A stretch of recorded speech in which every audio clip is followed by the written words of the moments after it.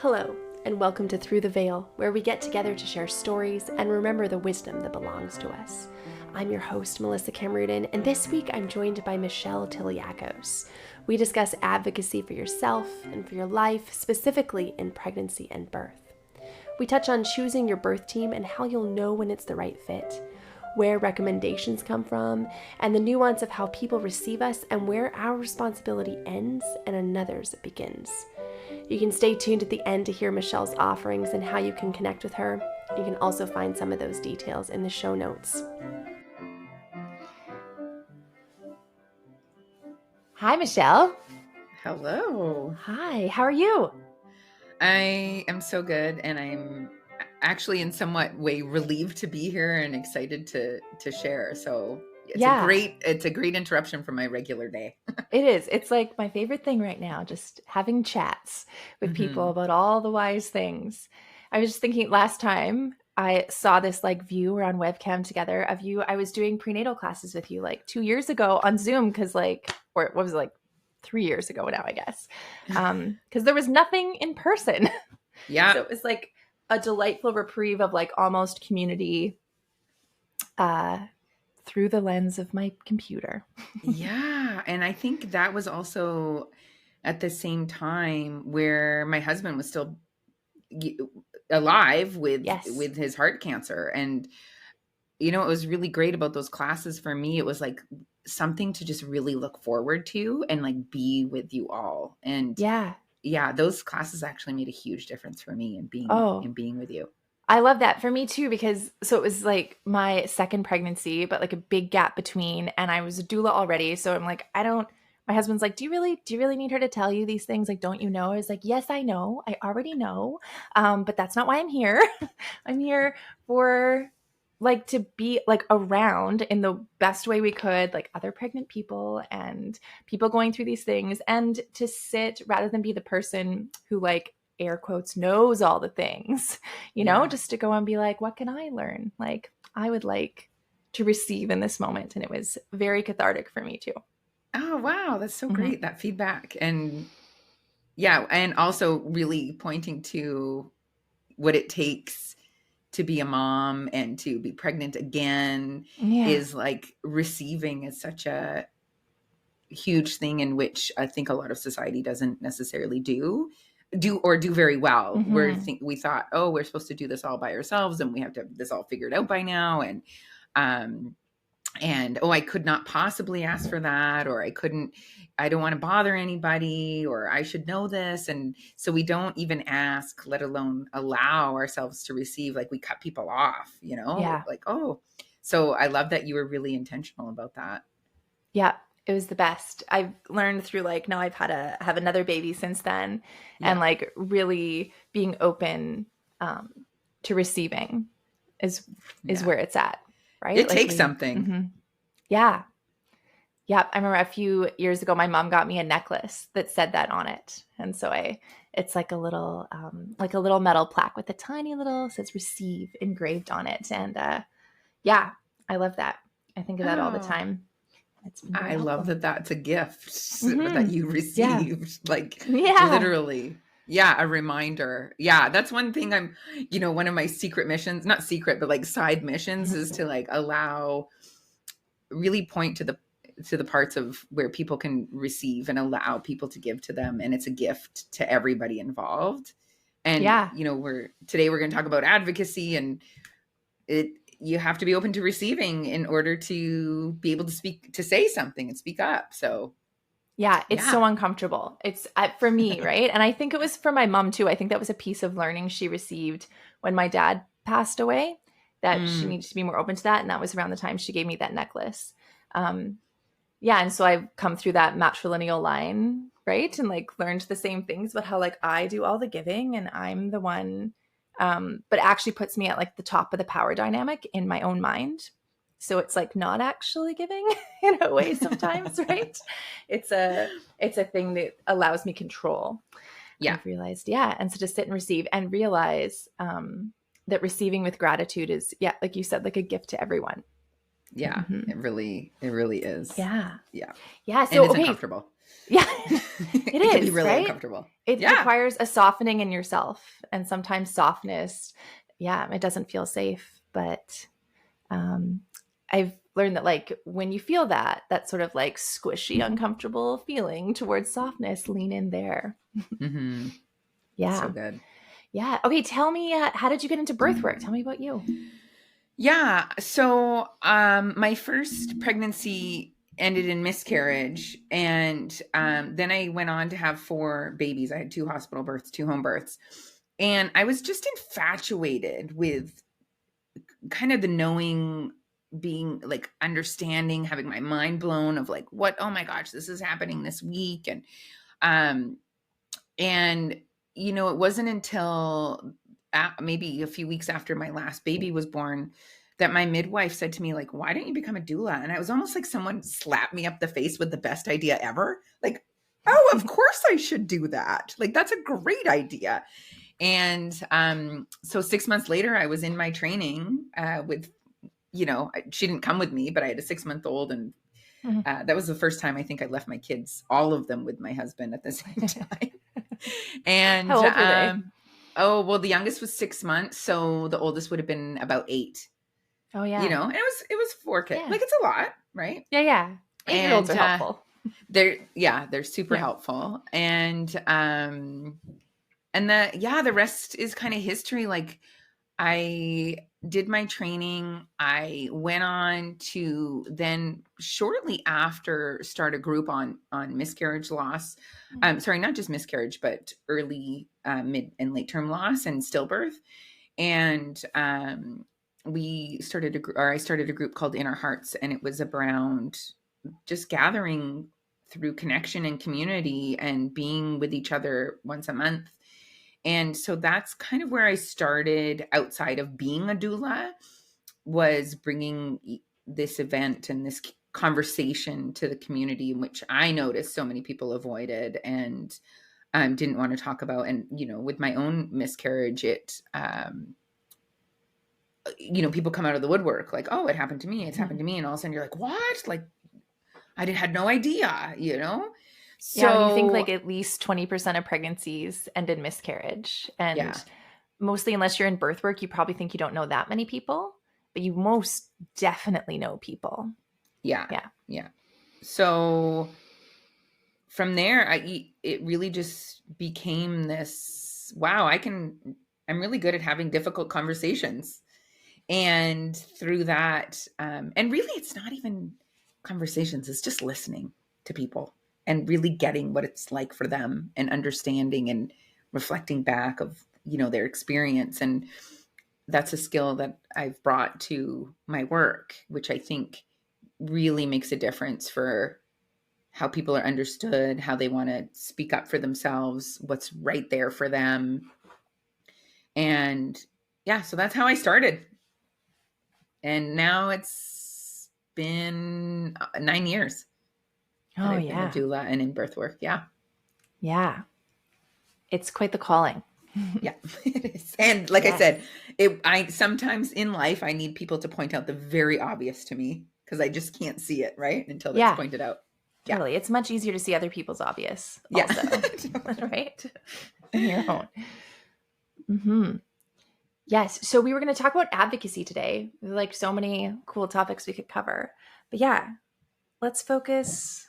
Let's get down to it. Let's talk about Yeah. advocacy, how that works, where one begins. Well, I think first off, I really want people to think about, when we say the word advocacy, what does that mean to you? Because I had it at first. It was like an argument. It was, it's me against them, and I got to fight the system. And, really just, this is going to be hard. And advocacy isn't necessarily that. It can be, but really it's discovering what's right there for you in what you want. And sometimes we just don't even know what we want, but really finding out so that's the first step. What is it that you want? Like, is it a way you want to be cared for? Is it the way that the communication works? Is it a way that you want to have your pregnancy managed or your birth? or not managed at all? Is it how you communicate with your partner, your care providers? Like, it's discovering what we want. And sometimes we think, well, I can't ask for what I want. This is an uncharted territory. It's my first time doing it. I don't know anything, which is definitely words I've heard from people. And what I do know is if you take some time and moments to really discover what's important to you, it's uncomfortable. Sometimes it's like, well, I want this thing, but what if? Or I want this, but I don't know, my doctor won't let me. Or I want this thing and nobody does that, so it's a societal judgment. It's removing the buts. We're going to get to the buts. And it's really just first, like, what is it that's really important to you? What do you value? What do you see for yourself? How do you want to feel throughout this entire pregnancy and this experience and this birth? And then once you're clear on that, you're totally flat. Then it gives you a place, like a jumping board to advocate for yourself. And what I find right now is people are just they think advocating is like speaking up, but they don't know what they even want. And so how can we advocate if you're not clear? So first step is getting totally clear and straight with yourself, and removing any yeah buts, because we're going to get to those. And then after that, it becomes this exploration of what's missing in my care or myself, like what don't I know or trust, or in my partner, or what needs to be put in place. And once we then can get clear on that, then there's conversations to have with people, with your care providers, with your partner, with your friends and family, with your doula, in order to then have that supported. So sometimes we skip over those steps and we just go straight into, well, this doesn't feel right, but I don't know what I'm doing here. And the doctor says I have to do this. And that's the way it's done in the hospital. But now I heard this saying the other day. I thought it was really good. Can I swear on here? Please. Yeah. It was on I think it was Peter Crone talking, and he said it's like putting whipping cream on a pile of shit. Like, yeah. Or the one I just heard, but I guess it's really common, is putting lipstick on a pig. Like, you got to find out, like, if you've got a messy foundation, it's going to just be messy, and advocacy will be messy, and speaking up for yourself will be messy, and because you're just not clear. And that being said, it doesn't get clear just like, oh, I'm pregnant now, I'm totally clear on everything. It is an unfolding in this looking at, where does things not match here in my heart or in my knowing, or there's just something that feels missing. It doesn't feel right. Then creating. And a lot of times, I think this is a very common experience for people, is that they go into their care provider's office and they come out crying. That's not normal. Like, I never want to normalize that. It's common. Mm-hmm. And it's so wrong, in the world of right and wrong. It's like there's something misaligned. Totally misaligned. And then we have to take this responsibility with ourselves to be like, actually, the conversation didn't work. I'm not being straight with my care provider. My care provider is not a good match for me, and I'm too scared to think about what it might take to switch care providers or the type of care provider. And then looking also at, like, where am I just not being straight with myself? And by the way, that doesn't have to happen just in pregnancy, right? Like, it's at work, it's in our relationships, it's in business, it's with our finances, like everywhere. So it's not just, but this is, for me, this pregnancy and birth is such a metaphor for life that it can be used anywhere. It's like a magnifying glass on a really narrow spectrum of something that provides broadly what we need to do everywhere, right? But it's like you have a short period of time and you have to do it. Yeah. You have, like, there's no other way. Like, there's no getting out of it. To. Yeah, but I think you don't have to do the work. You don't have to. but you are going to go through the birth, and you're going to go through, like, the whole thing is going to happen. It's And still I gonna guess happen. you get to decide how you go there, like how you approach it and what you do. Yeah. Yeah. I find that the getting clear piece in myself and in clients I've worked with, I've seen this. It's also feels like a really vulnerable piece to like actually sit down and strip away all the things, the shoulds or buts, to what I really want. And like for me, I always think like, what if I can't have it? And what if I say I want it and then I really want it more? Of course, that's not real. Like if I want it, I want it. But then I don't get to have it. And then I feel like I'm going to create my own trauma because Yeah. I So good. made the birth plan and I wanted the home birth. I wanted the thing. And if I just don't say it, I'm like, well, just like a healthy baby. I don't know. It doesn't really matter. Whatever is easiest for everyone. Well, here's the thing with that. The pitfall is that whether you say it or not, it doesn't make a difference for if you want it or not. You still want Yeah. it. And so, part of my powerful birth prenatal classes, but also when I look at with people is we talk about the birth, that your worst idea of birth. Like what's the worst? And when we say that, baby's okay. Like baby, in your idea of like the worst possible outcome, I just want to say flat out that the worst possible outcome is that one of us doesn't make it. Like Mm. that's everyone's fear. And if we can take that fear and just put it aside for a few minutes and then look at like what really scares us, that's there whether you say it out loud or not. Your partner doesn't make it. I have a cesarean. Um, I was that one care provider showed up. They were the ones on call that day. Um, whatever it is, I gave birth at home. That could be a huge fear for people.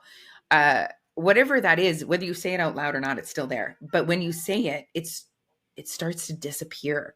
The charge it has disappears. So when the same thing of like this thing I really, really want, but if I say it, I might disappoint myself. I might disappoint the others. I'm going to be fearful. It's still there. And it's still got a charge on how you're Mm. acting, how you're speaking for yourself, how you're communicating, because you're trying to hide it instead of just being like, you know what? I'm freaking scared. And I really want this to happen. Like, this would be amazing if this happened. Mm-hmm. And I'm scared it won't. And all of a sudden, the charge, the energy, the control it has over you disappears. Or it Yeah. starts to. Yeah. You own it. Yeah. Mm-hmm. Yeah. So, yeah, I mean, there's so many layers of this experience. It's time in our lives in which we hand over our control to other people, giving them the power, and we don't even realize we're doing it. Where if we allow them to make decisions, or even I had to do this thing, there's a degree of separation which we get to take away the responsibility from ourselves. Mm-hmm. And I think that's just society nowadays, where we want to be responsible, but we don't want to be too responsible. We don't want to have a complete responsibility over how something unfolds or happens. And it's there. It's reality that, who's the saying, if it's not you, who? Mm-hmm. And if it's not now, when? And when we can get in that mindset, not as in like a overwhelm, this is hard, but really like, it's up to me to have the life I want, the experience I want, the birth I want, the relationship I want. Like, it's up to me. And when we can take out the emotions from it, which is a skill that is hard to come by, it's really like, okay, what is there to do if I want to have this experience? And some question that I often ask myself or I ask my clients is, who do you want to meet on the other side of this? Mm. And who is she? Because if, like, there's been lots of life experiences, not just in birth, where I'm like, oh crap, like I don't want to do this. This is going to be hard. I think it's BS, like, Mm-hmm. why is this situation presented itself to me? And I'm like, okay, it's here. Like, who am I going to meet on the other side? The Michelle that's like defeated, knew that something didn't match, but I'm just not going to ask the questions, Or is it like, okay, it's the Michelle that was totally clear, bold, scared as scared, and did it anyways? For me, it's always that other woman that shows up as like, wow, she's phenomenal. And when I get there, it doesn't mean that I feel phenomenal, by the way. It just means like, Yeah. wow, okay, that's the person I want to be. And Yeah. it's a really great time to explore that during pregnancy and birth. And it takes something. And then it's like unfolding. What's that going to take? What kind of actions does that person take? Who does she have to be that, to have those conversations? Who she got to talk to? Who, like, what resources do they need? It's really then that becomes the how.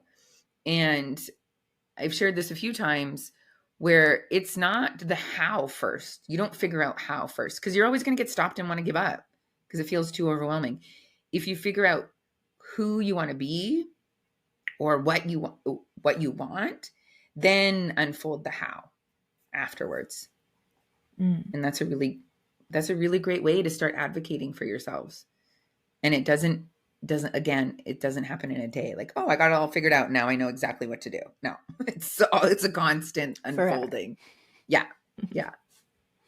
Yes. I found that in choosing home births and in eventually choosing free births, that piece of taking full responsibility for my health and my baby's health and for the decisions that are made around that felt like not great actually at first, right? Like it felt like something I didn't want to do. Like I'd actually much rather abdicate that to the professional. But then thinking about like, again, like who do I want to come out as? I guess that's what I was ultimately thinking about, but like, who do I want to be in the end? And like, what kind of mother do I want to be?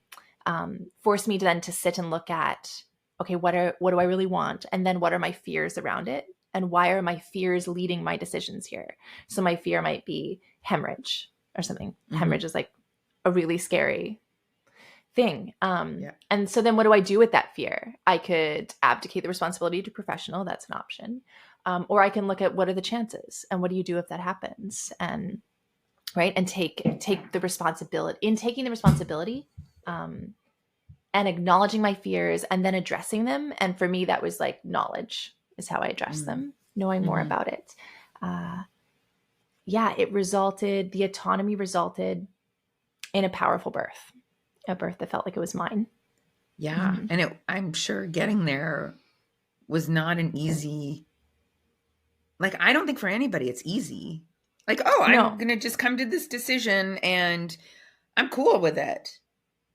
Yeah. It feels good now. Yeah. But like it didn't, in the moment, it feels really messy. Like, makes me feel a little nauseous. Makes me like, right. As I'm like, oh, I'd rather not be the one responsible for this, but ultimately I am. I'm the one who's pregnant. I'm the one who goes home with the baby or not. I'm the one who's going to carry this story forever. I'm the only one. Yeah. Nobody else. So then I am going to take full responsibility for it in the best way I can, given the resources I have at whatever time in my life I'm at. Yeah. And then I feel I can move through whatever the outcome is without regret because, Yeah. I think, there are outcomes that are not, are terrible. Like there's a death. There's also outcomes where we feel traumatized or that birth didn't happen the way that we wanted. And I mean, with this high cesarean rate, Canada's got a high cesarean rate. British Columbia has a higher cesarean rate, and Fraser Health in the Lower Mainland has the highest rate. And we don't have a different population of people. It's a different management system. And I think that's a really good indicator of why we have births that don't go as planned. And so, when we can be clear on those sort of things that impact us, even though we don't know about them, there's a certain responsibility we can take for ourselves. And then there is also like, wow, I'm stepping into a system that has this high cesarean rate. And if you don't know that, chances are you're going to be a part of that statistic in itself. But just by knowing the cesarean rate, By the way, that's not to condemn cesareans, but being that high, there's a ton of unnecessary cesareans that are documented as an emergency because they happen during labor. If they're pre-planned, they're a planned cesarean. If they happen anytime in your labor, they document it as an emergency, even if it felt like you had lots of time. Yeah, I didn't know that Um, till I worked for midwives and I was seeing all these emergency C-sections come in and I'd be like, was it? And they're like, no, no, no. Like that literally means it wasn't in the schedule before today. So it's like yeah, it could be she got really tired. Um, Pushing seemed long and we were all over it. Like it just could be like everyone's okay, but we now decided to do a C-section and we didn't plan yeah, that yesterday. And then that's an emergency. yeah. It's so Labeled as an emergency. totally. And I'm trying to remember where I was going with that point. Oh, sorry. That just no, that's okay. That because it is a good point to make. But when we walk into a system, a hospital, a care provider, when at least we know that background, then we can address it. It's that clarity point again. If we don't know, then it's like we can't see the beast that's there, right? And chances are we'll be a part of that, part of the Yeah. cesarean or part of whatever that how this ever the system works. So the radical responsibility or taking responsibility is often just being very clear on like, okay, what's that like? Does that number scare me? Oh, like fear is a good thing to have. Mm-hmm. It protects us. And what's right there is like, okay, well, like you said, what am I scared of? And what do I need to get clear on? And maybe it's a conversation, an advocacy conversation with your care provider. Like, what are you going to do to help me avoid that?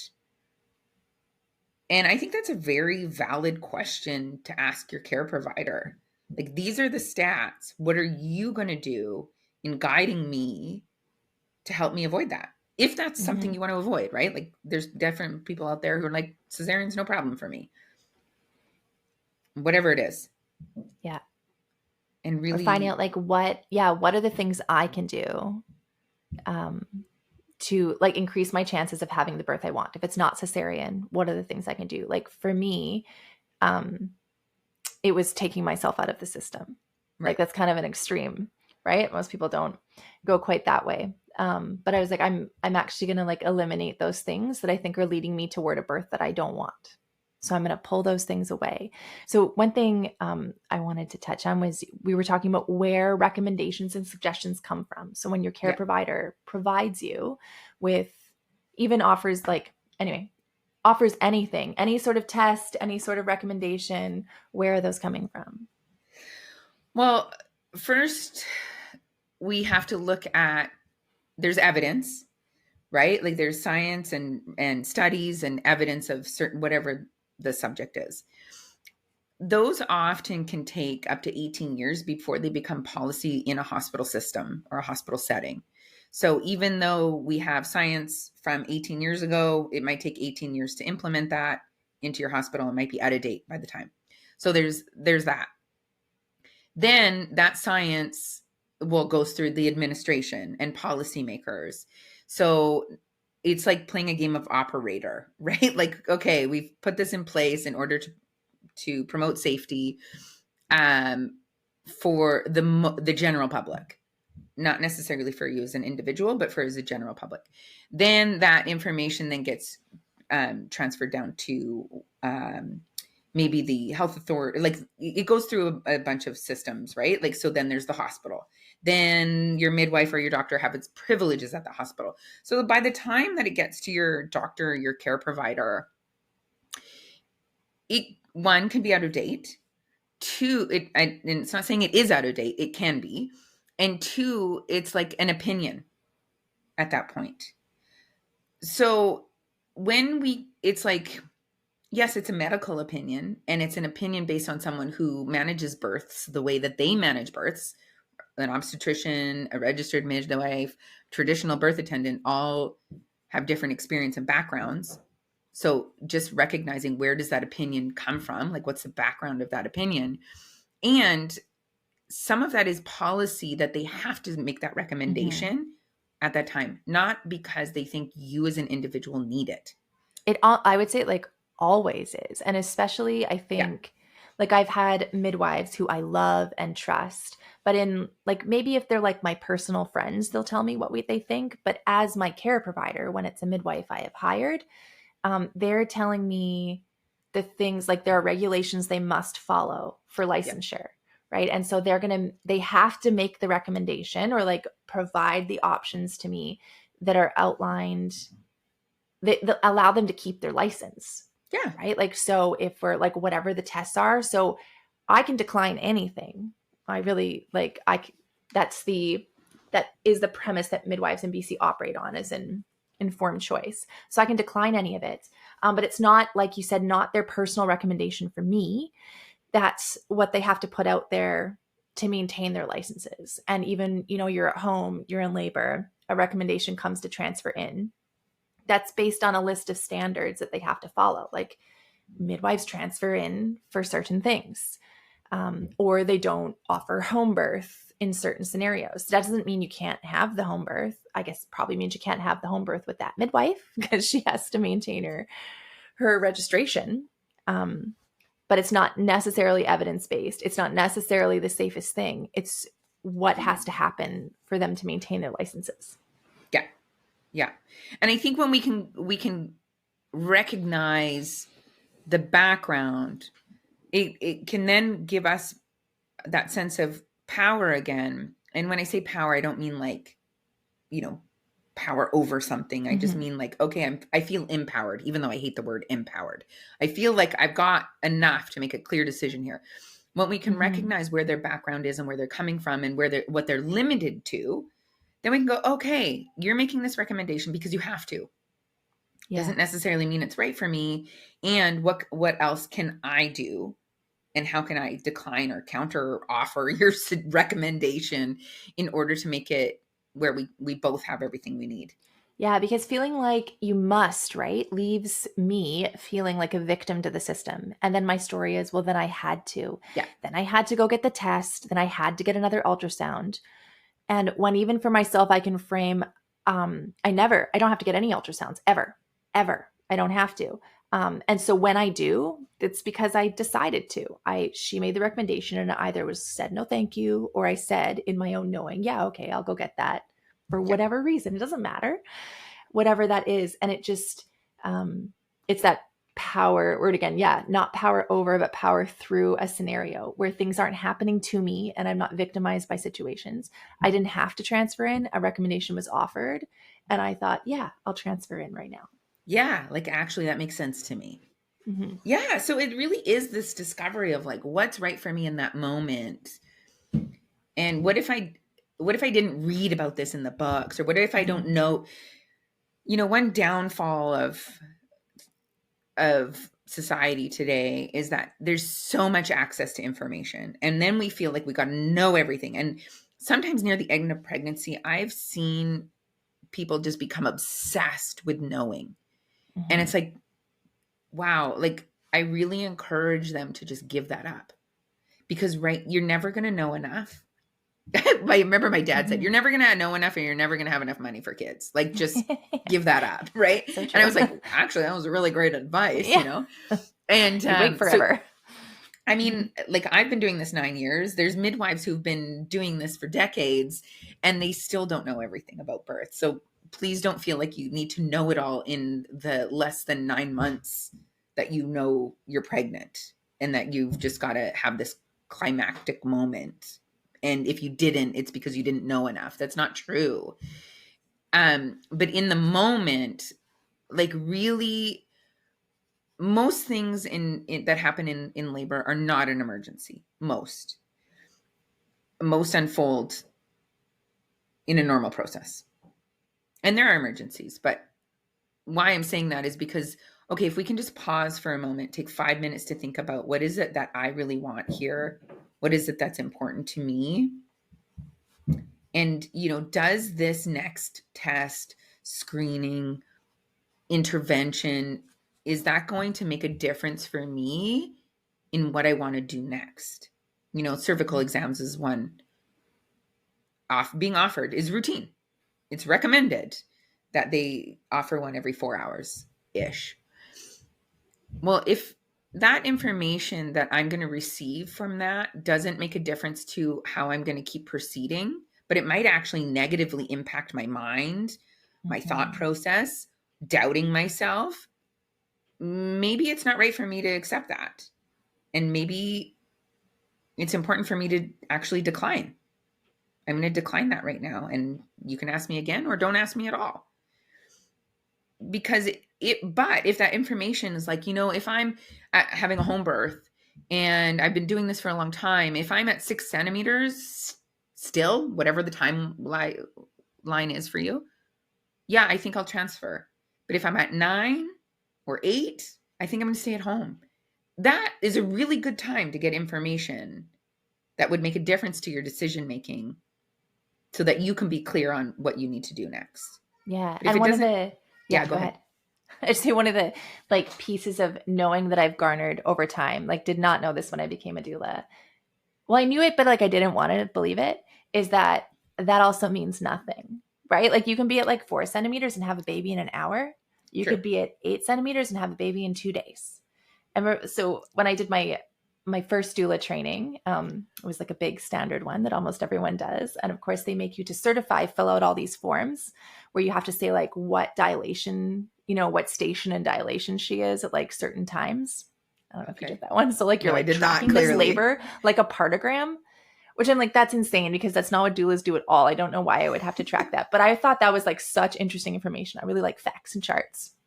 And so I went to a home birth with this lovely midwife who's like my favorite midwife now. And she was like not really offering checks. And I was like, asked her if she was going to, or like the mom asked her something. And she was like, well, it doesn't really mean anything. It's your first baby. I can do it if you really want. But probably we should just leave you alone. And I was like, oh my gosh, I can't put like numbers in my paper. And like, how are we going to know? And she said, yeah, it actually doesn't really have any meaning. Like it's just a thing I would be doing to you. So the mom declined, and it was like this home birth that like changed everything I thought about births. But just that piece of those are some of the pieces you can gather in pregnancy, like what things again are like someone's opinion or like tradition. It's tradition that we like put our hands in women's vaginas and check them, but like what meaning does it really have? Not really anything. But if it has meaning to you and you'd like it, then go ahead. Yeah, absolutely. I think that's, well, there's just so much underlying and to do with that because, well, if we decline even just the simple thing of as a vaginal check, well, if you're birthing in the hospital system, people don't know how to deal with that. Like your care nurses, they just don't know how to deal. And you know what really, like I'm just being brought present to a story where I was supporting a person virtually, not in labor, but prenatally. And this person was really aware of like she's just like, I don't want regular vaginal checks. I have been abused in the past. I don't feel safe. And she brought that to her care provider, and her care provider that said, okay, that's fine. I'll just do it every 4 hours. And I was so mad inside because what she didn't know and what the care provider was acting as some hero was that that's standard to check every 4 hours. And I was livid for this woman. I was like, that is standard practice. He is not doing you any favors. So, just in like getting into the vaginal check, it's like, that's the one thing we normalize so much, and it can lead to so much else that impacts how your birth unfolds. It's sort of like the first step on the cascade sometimes of interventions, right? Because like meaning is read into it that probably isn't there. Like, oh, you've been at the same dilation for several hours means you're not progressing. We're going to induce you now. We're going to offer you some Cervidil or some Pitocin or something.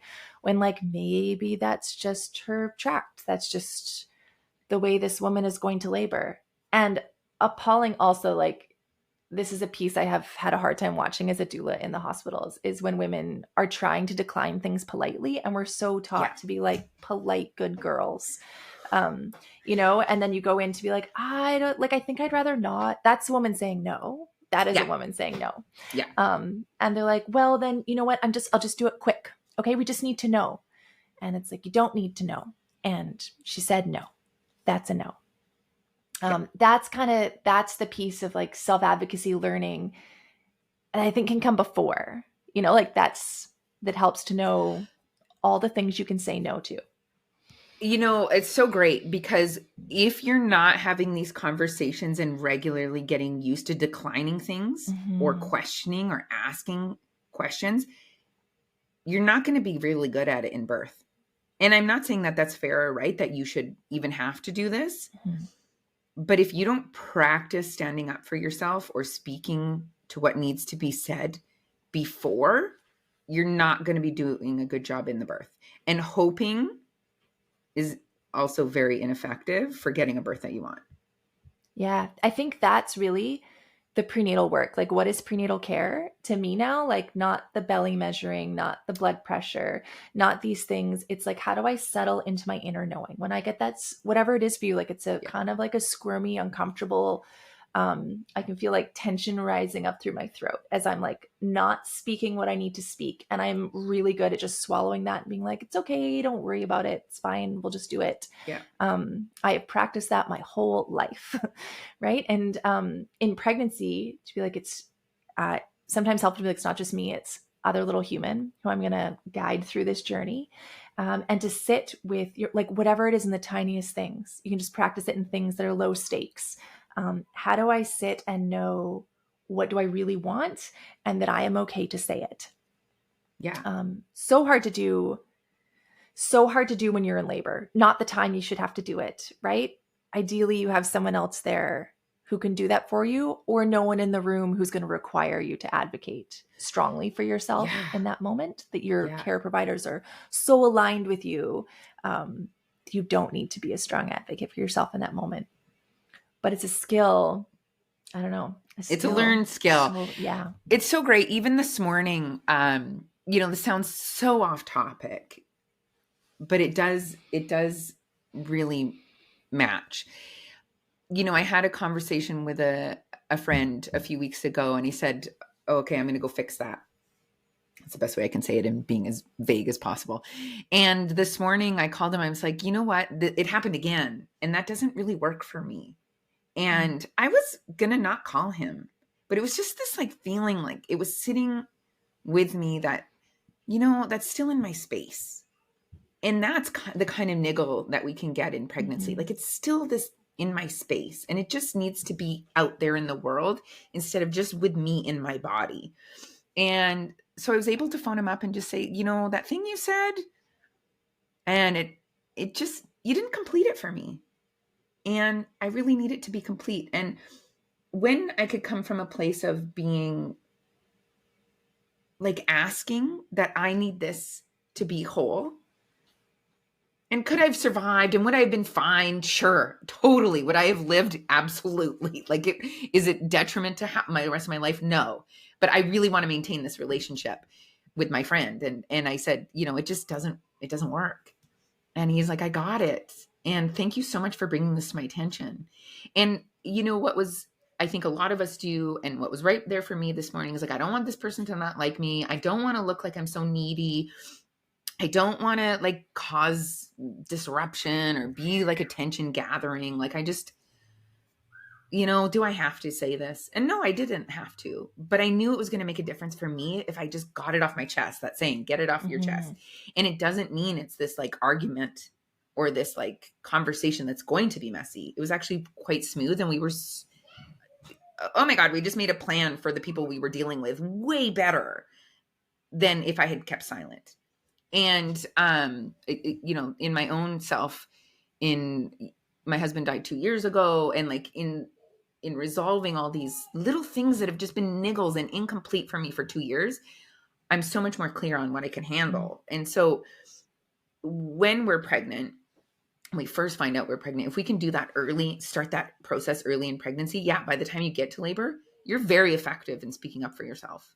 And it's taken something. It's messy. You have the conversations. I don't want to cause a problem. I don't want to be a bother. I don't want to. No, it's really going to make a difference for you. And inside of that, also, sometimes you touched on it, is like advocating for yourself is messy sometimes. And it's hard sometimes to make it all smooth and nice. And it doesn't have to be smooth and nice. This is, if you've hired a care provider to take care of you, that's their job. And they've got a certain routine, certain way they manage every person, a certain way that they manage their office or being in the hospital when they're supporting families. And sometimes being the disruption to their normal is like a disruption. Now, being a disruption is not the same as being disruptive. Being a disruptive is an interruption to the normal way. And sometimes that's makes a difference for lots and lots of people. And sometimes it just makes a difference for you and your family. Both of them is like, I'm an interruption to what is typically happening. And I really want people to be like, it's totally fine and appreciated, and in fact, very normal to be an interruption to something, because it causes change for yourself or for other people. And when we can be an interruption and we're new at it, it can be messy. And so the conversation doesn't go the way we want. We might have offended somebody. I just caused more problems for myself. I just created a division in my relationship with my partner. My care provider is now going to be offended. And then, but if we're patient, it can take time for that to complete, right? For that the cycle's not over. Yeah, it just means like, okay, it's not going to get resolved in the next 20 minutes. It can be resolved next time we talk. It can be time for me to process. What do I really want here? Can I talk about with my partner? And so not as in, don't make yourself wrong for being an interruption, but more like, I've just, I put a spoke in the wheel and everything stopped. Okay, now what? Like now it's like, okay, how do we get this momentum going again? Yeah, those are the opportunities for growth. Yeah. I found it helpful in those kind of things. And really, I'm much better at looking this retrospectively, like in the moment. That's still a skill I'm evolving.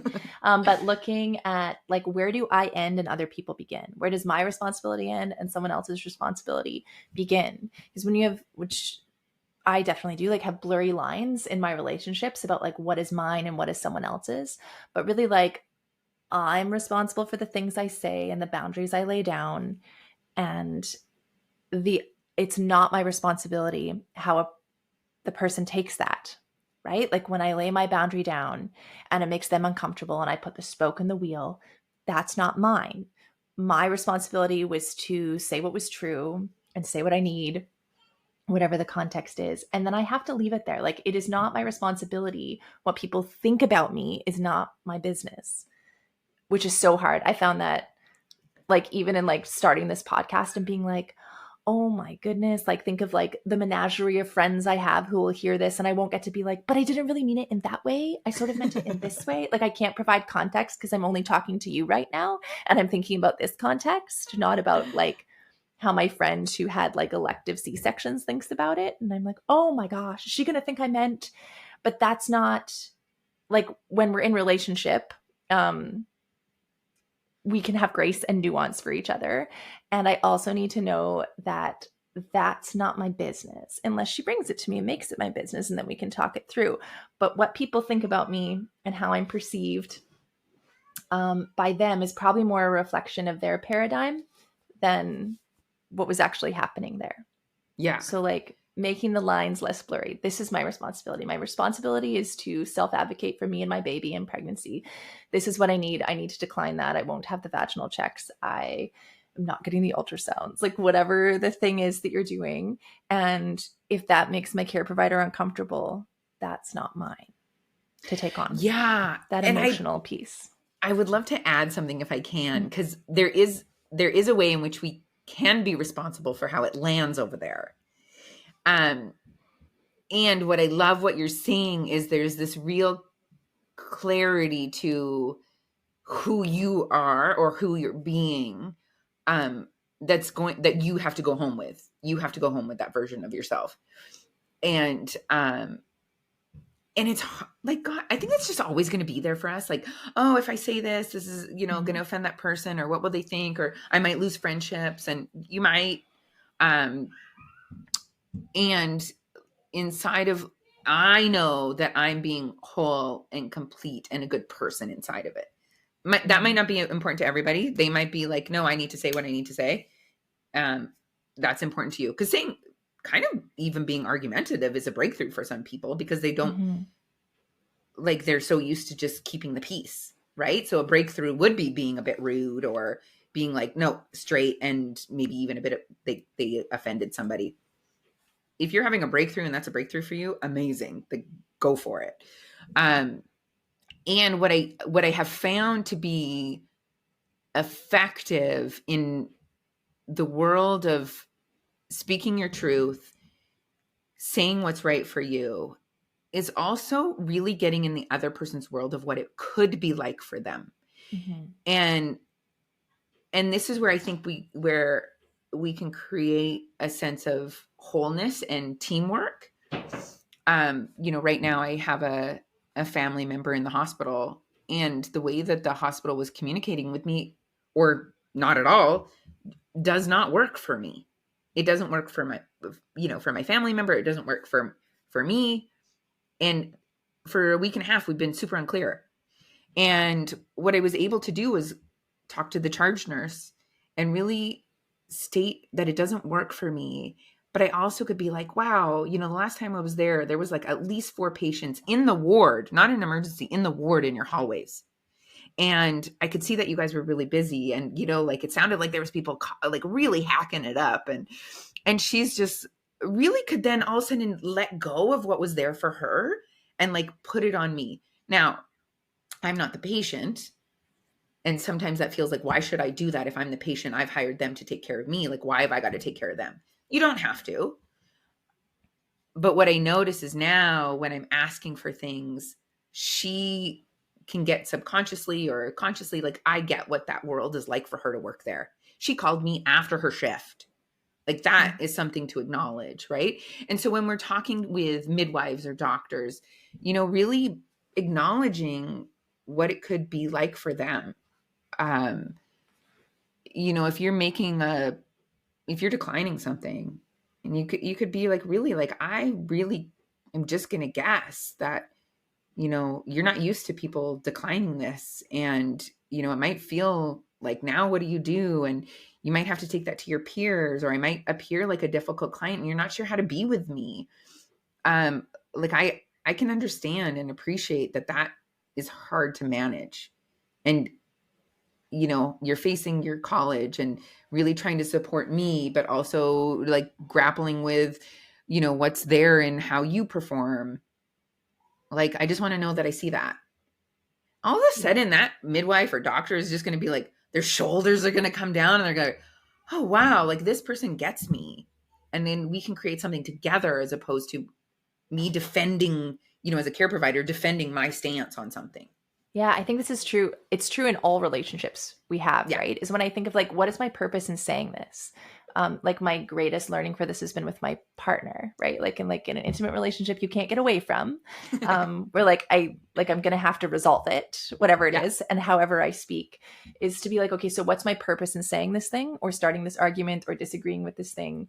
Do I want to be right? If I just want to be right, then I guess you can yell it. You can just say it however you want. But if like it's with my care provider or my partner and I want to maintain relationship and I actually want you to support me in what I want, then the way I say it's going to be important, right? And how I empathize and how it's received. So like, how can I say this so it will be received the way I intend it to be received? How can I give this feedback? When would be the time, and what kind of things I can say? So like you're saying, being like, wow, I saw what was happening in your ward. That's so much, right? And then you can provide some feedback or make a request that can be received, because that's really like, unless I'm leaving my care providers, then I'm expecting they're going to be with me at a really intimate rite of passage. And I want them to come with the ability to honor that and honor whatever my requests are. So how how do I want them to receive it? I probably, in that scenario, I don't want to be right. I don't want to tell them they're wrong. This is just a thing. This is a thing that's important to me. And I want them to receive it in the way I'm feeling it. Yeah, totally. And then it creates like such great, beautiful connection and teamwork and like understanding for each other. And it creates an intimacy with your care provider, you know, which, I mean, you are going to be with each other at a very intimate time, like you said. And so wouldn't that be great to kind of start implanting the seeds for what that could look like before you get there? Yeah, that's beautiful. Yeah. In knowing midwives, especially, like I know more midwives, I can see like they really want to support people in choice, but it's a big journey to get people through like the victim mentality we have. A victim mentality, even in the way that like someone else is going to take responsibility for my choices, or they're going to make the choices for me. So when that's the case, your midwife can really just offer you the regulations, and then we just like do the standard things. But if you are willing to take responsibility, there's lots of lovely care providers out there, I'm sure, in like all the domains, who are so happy for you to do that. When you can express that, like, thank you for that. I hear what you're saying. I hear the risks. I'm going to decline. They're often like, when you have like a really solid, knowledgeable, like care provider, they're okay with that. And they're really happy to support you when they know that you understand and you are taking responsibility for the decisions that you're making. Yeah. And they're like, great. Yeah. It's actually a breath of fresh air. Like, wow. Yeah. Oh, wow. Yep. Yeah. Yeah. Please, let's do that birth. Yeah, totally. Mm-hmm. Yeah. Amazing. Yeah. Yeah. Well, anything else you wanted to add to this? Oh my gosh. Chat? Yeah. Let me just think, because I feel like I could talk on and on. Inside of advocating for yourself. Well, I think really one thing to look at when in pregnancy and birth, you have the right team or a good team, that when you present your birth plan, there's really not a lot of objections to it. There's conversation around it. But that means that they regularly practice that type of experience that you're hoping to create. And so if you're getting a lot of objections, oh, we don't do that here. Ooh, that's going to be hard. I don't know about that. Then that's a really great indicator that care provider is just not on the same wavelength as you. And you might consider looking at a different care provider. And some people go, oh my gosh, I'm 35 weeks. It's too late. I was hired by someone at 39 weeks, I think. And she had just fired her care provider as well. I've also heard, I don't think it was my client, but I have also heard of people firing each other, somebody right in the process, in the birth. No, you're not welcome to come here. And that can feel scary to do that. And it's not like you're, I mean, when you say fire somebody, it feels kind of scary, like, oh, I'm going to fire them. But it's like, no, you're not just asking you to go. Yeah, you're not part of what I'm creating. And I think that's a kind of another thing to look at is, with birth in today's society, in wherever hospital you're birthing or whatever your system you're birthing in, is there's a level of resignation and probability of how your birth is going to go based on that culture of that hospital, that ward, that health authority. There's a probable way. And the care providers there, nurses, the staff are resigned. I'm not trying to make them wrong for that. But there's a certain resignation of, oh, well, we can't do that here. Oh, we don't do that here. Ooh, that's going to be like a challenge. And what do you mean you want that? It's like, really look at, are they enrolling you into this resignation and you're totally okay with that? Or are you like, hey, actually, this is part of being the disruption or the interruption, is like, am I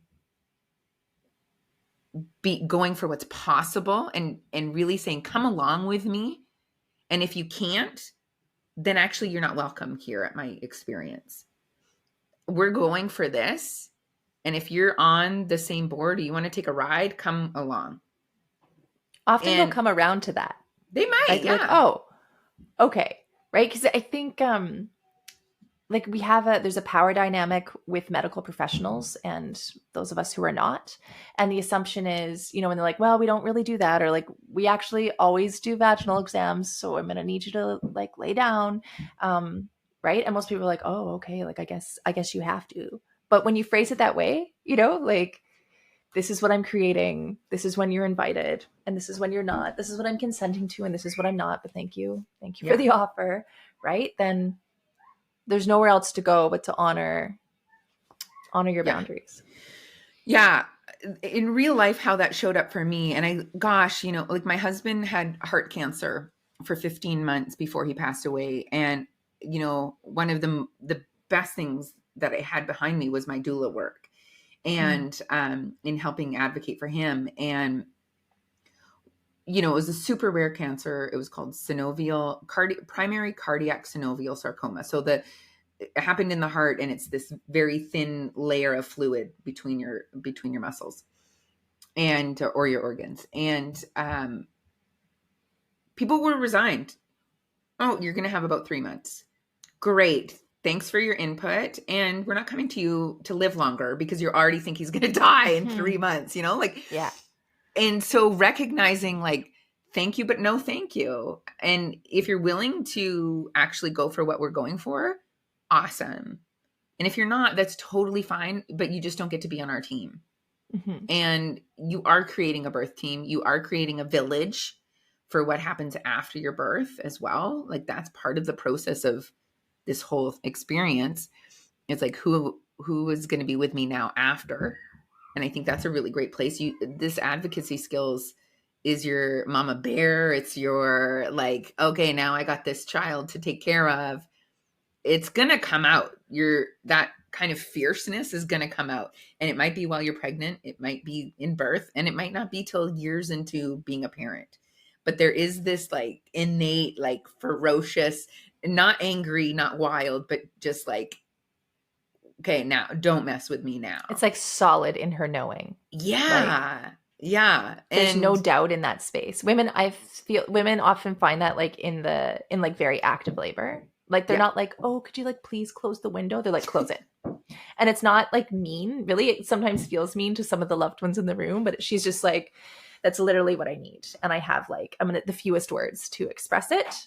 Yeah. Like, just very direct connection to that, like what we need right now in this moment. Yeah. And that is like the gift of mothering, right? If I can get there quickly every time with my sick child, there's so much less anxiety if I'm like, nope, I know.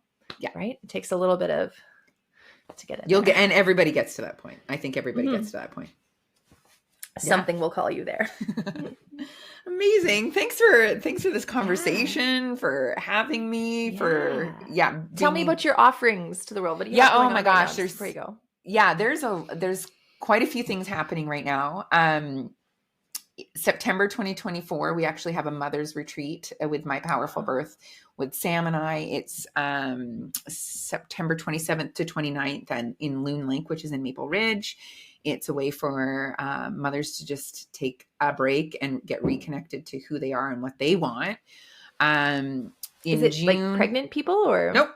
You're already a mother and you can take 2 nights away from your kids. So we're thinking it's probably best for people who've had kids for a few years and they can get away for 2 nights. We do have cell phone service, so they can call home if they need to.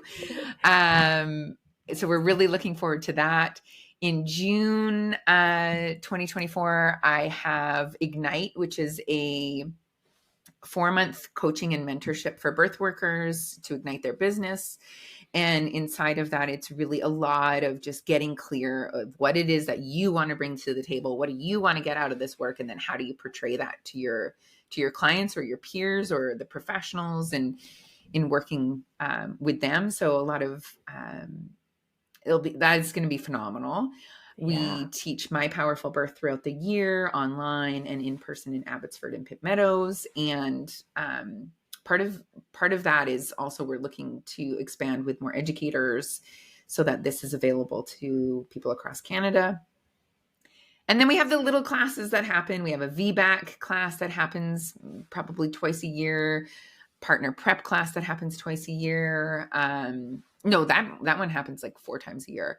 And those are either smaller price points or for free. So I'm like trying to think what else. Like I know there's other things that are going on, and then I offer myself personally private sessions with families if they don't hire me as a doula and they want to do some like emotional or mental prepping.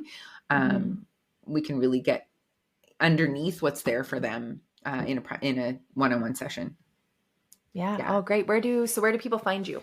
Yeah, I have 2 websites, michelletyliakos.com. So MichelleTyliakos.com, and mypowerfulbirth.com is where most of the birth work stuff is. Okay, great. Well, we'll have that in the show notes so people can find it. Yeah. And thanks for chatting today. Amazing. Thank you for having me. That's great.